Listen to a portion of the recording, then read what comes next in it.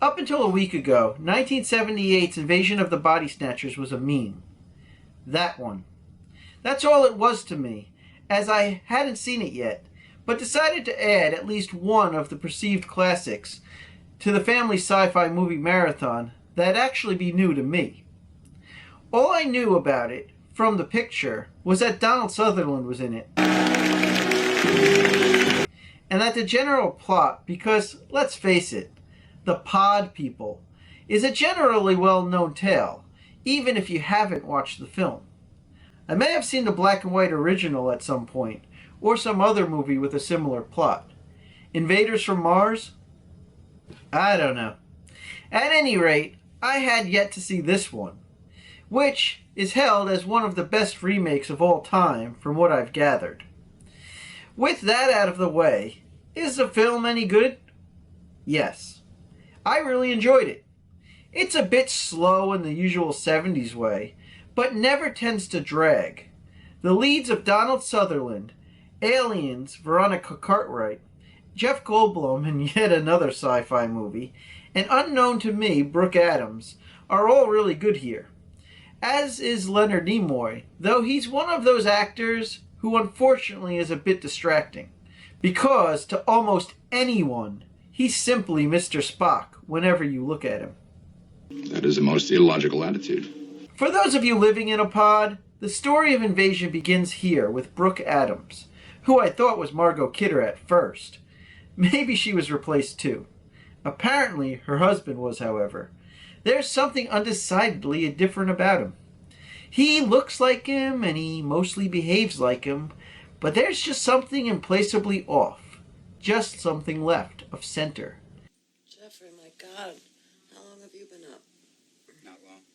Is she imagining it? Or is she just going mad? Director Philip Kaufman plays with this idea a bit, but unfortunately the story is too well known, and from the very beginning we already know the verdict. Aliens have abducted and changed places with her husband. The film deals with a fun sense of paranoia as the characters begin to question who and just how many people are indeed the pod people.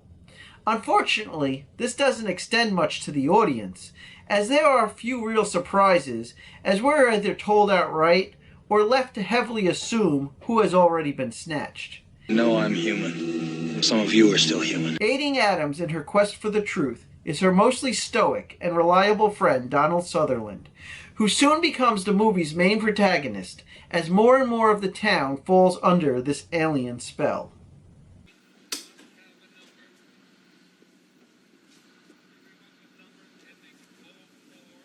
Jack, my God. The effects in this one are mostly great, from the weirdly hairy shells the victims are turned into, to the rebirthed and regurgitated alien clones in their slimy ooze cocoons. You'll never look at the Cabbage Patch Kids the same way again. For my money, though, my favorite effect is the grotesque way the humans' bodies just crumble apart, sometimes in the very hands of the characters in their final moments.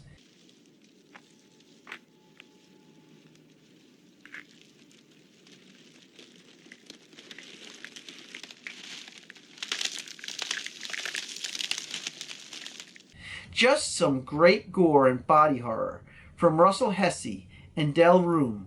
While I don't remember, or maybe never viewed, the original, this film holds up on its own and is a lot of fun. First time I've seen Cartwright outside of Alien, and she's great as her usual shrieking mess. What? As is the always weird Jeff Goldblum playing her husband. At this rate, I'll have to review Earth Girls Are Easy. Sutherland's hero Matthew Bennell also shines here in one over-the-top, action-packed finale.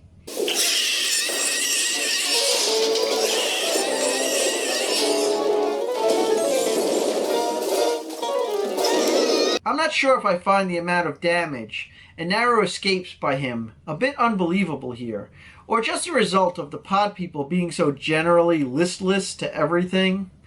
Though, just what the fuck is up with the sudden appearance of the dog with the human face.